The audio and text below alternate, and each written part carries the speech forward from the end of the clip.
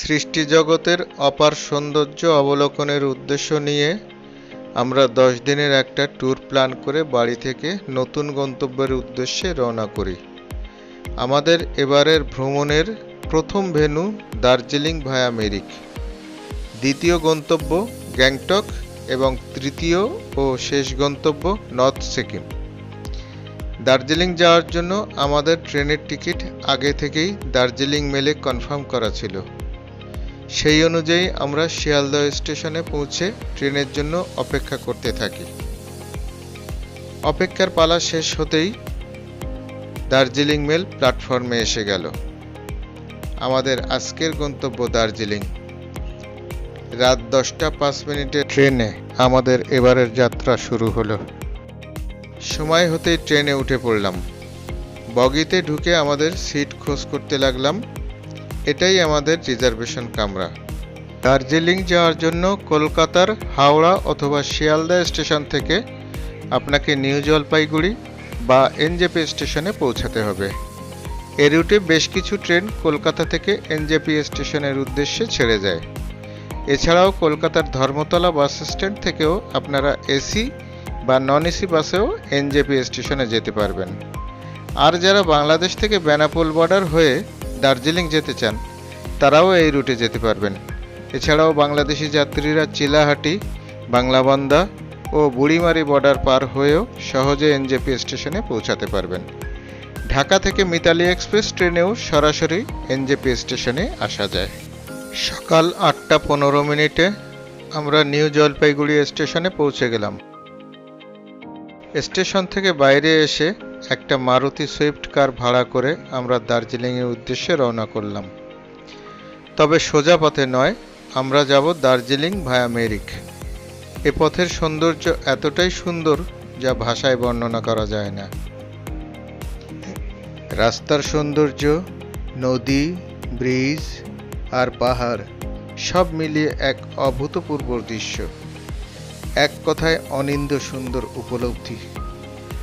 পথে যেতে যেতে আপনি বেশ কয়েকটা ভিউ পয়েন্ট পেয়ে যাবেন। প্রথম পয়েন্ট টিংলিং ভিউ পয়েন্টে আমাদের গাড়ি এসে থামল। গাড়ি থেকে নেমে চারপাশের সৌন্দর্য অবলোকন করতে থাকলাম। এখান থেকে নিচে পথের দৃশ্যটাও খুব সুন্দর।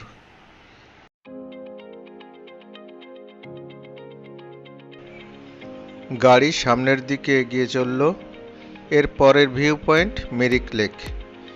শুরুতেই একটা শিশু পার্ক আছে। এরপরেই লেকে ঢোকার মেইন গেট।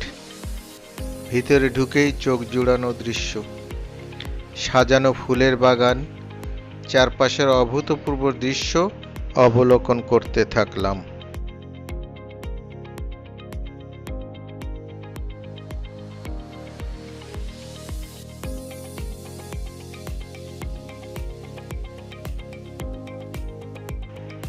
এই মনোমুগ্ধকর দৃশ্য দেখলেই যে কোনো কারোরই চোখ জুড়িয়ে যাবে। লেকের ওই পারেও বসার ভালো ব্যবস্থা আছে। আর আছে দৃষ্টিনন্দন হাঁটা পথ। আর ওই যে ব্রিজটা, ওটা লেকের সৌন্দর্যকে আরও মনোরম করেছে। লেকে অনেক ছোট ছোট বোট দেখতে পাবেন।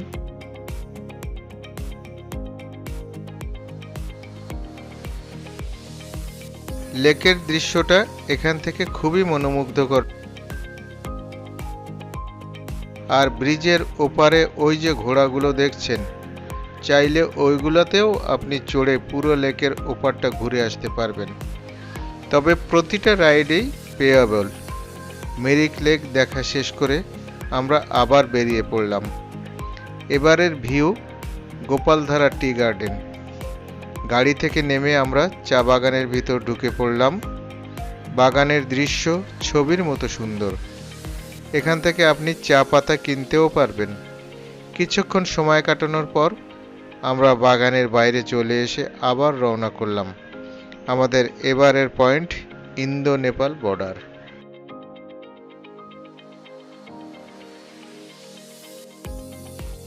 গাড়ি আবার চলতে শুরু করলো। এরপরে সীমানা ভিউ পয়েন্ট। আমরা ওখানে নেমে পড়লাম।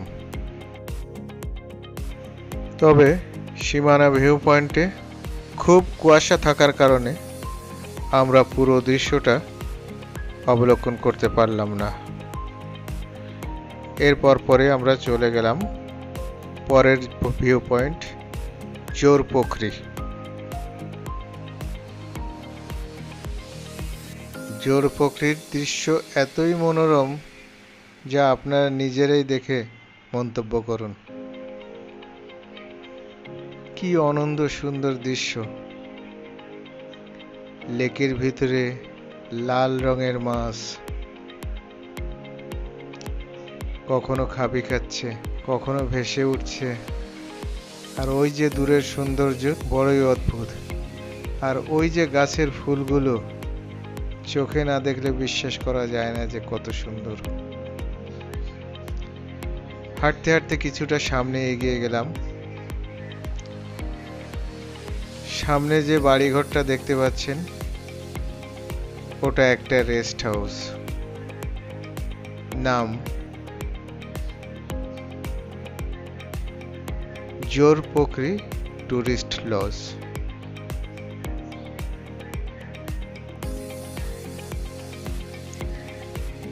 ওটা দেখে আবার নিচের দিকে নামতে শুরু করলাম।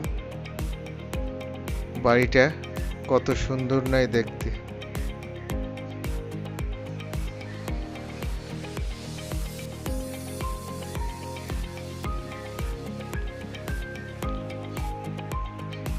এখান থেকে উপরে উঠে বসার ভালো একটা জায়গা আছে, দেখলেই বুঝতে পারবেন যে কত সুন্দর জায়গা। ওখান থেকে নিচে তাকালে লেকের সৌন্দর্য চোখে পড়বে। এত যে সুন্দর তা চোখে না দেখলে বিশ্বাস করা যায় না। কি সুন্দর দৃশ্য, এটা আপনি নিজেই দেখুন। আবার চলতে চলতে আমরা পরের ভিউ পয়েন্টের দিকে রওনা করলাম। আমাদের এর পরের ভিউ পয়েন্ট ল্যাপটা জগৎ পাইন ফরেস্ট। পথে যেতে যেতে রাস্তায় কুয়াশা এসে হাজির। হঠাৎ কুয়াশায় সামনে কিছুই দেখা যাচ্ছিল না, কিছুক্ষণ পর আবার ক্লিয়ার হয়ে গেল। চলতে শুরু করলাম। আস্তে আস্তে এগোতে এগোতে আমরা ল্যাপটা জগতের দিকে এগিয়ে চললাম। ল্যাপটা জগতে পৌঁছানোর আগেই সামান্য কিছু বৃষ্টি হয়েছিল। এই সেই ল্যাপটা জগৎ। ভিতরে কুয়াশা, ঘন কুয়াশা, পাইন বন, চোখ জুড়ানো দৃশ্য। এভাবে দেখতে দেখতে আমরা আবার রওনা করলাম। আর এটাই ছিল আমাদের মেরিক ভ্রমণের সর্বশেষ পয়েন্ট।